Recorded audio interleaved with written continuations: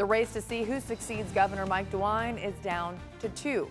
The Democrat doctor, Amy Acton, and the Republican businessman, Vivek Ramaswamy. The stage is now set for a November showdown that's expected to draw national headlines and break fundraising records, too. Rocky Walker joins us now to break down the race. Rocky? Yeah, good morning, Kurt and Katie. Like you said, Vivek Ramaswamy is set to be facing off against Amy Acton in this upcoming November election. And while it is about 6 months away, it's already looking to be a pretty close race so far. So Vivek Ramaswamy, former Republican presidential candidate and Republican candidate endorsed by both President Donald Trump and current Ohio Governor Mike DeWine, cleared through the primaries yesterday.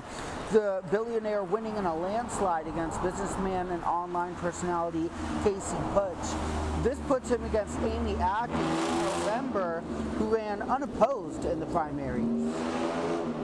Together, we're going to make Ohio affordable so that we can pursue our dreams again, so that we can live a good life, so that we can age in place with dignity, and that we can be the community we all long to be. We have a historic opportunity to lead Ohio to be the top state in the country, to raise a young family, to give our kids a world-class education, and to be the state where we revive this quaint idea that we call the American dream.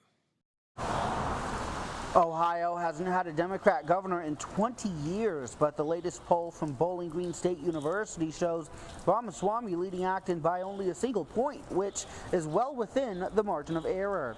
Another advantage for Ramaswamy is fundraising, with Amy Acton's pre-primary finance report showing $5 million raised for her campaign this quarter, while Ramaswamy's had more than $30 million raised.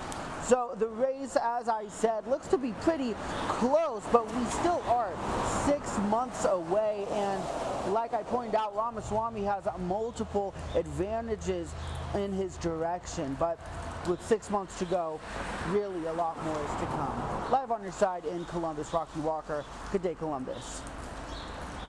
Casey Putsch reacting to his loss, posting on X saying his campaign took 20% of the vote away from a billionaire that was completely backed by the White House and who campaigned for a few years.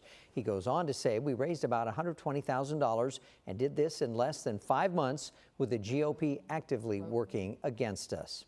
We also know who will run for several statewide offices in November. Former State Rep Jay Edwards taking the Republican nomination for state treasurer, defeating current state senator Christina Rogner, both receiving high-profile endorsements. Rogner from Ramaswamy and Edwards from Vice President Vance.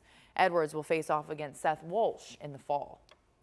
No other races were that close. Upper Arlington City Council member John Kulowitz easily outpacing Elliott Forhan in the Democratic race for Attorney General.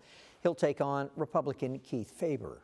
Meanwhile, Ohio Treasury and former state rep Robert Sprague beat Marcel Stribich in the Republican race for Secretary of State. Sprague has said that he wants more paper ballots and fewer voting sheets over the Democratic side. State Representative Allison Russo beating Dr. Brian Hambly. Russo says that she's running for Secretary of State to put an end to gerrymandering. We have a very broken redistricting process. My hope is that the voters will come back and reform that process, but this time they are going to have a Secretary of State who will actually give these ballot initiatives a fair shot and not put my thumb on the scale. Over 3,000 voting locations. And the race for auditor was already decided. No challengers to Frank LaRose on the Republican side. He'll face off against Democrat Annette Blackwell this November.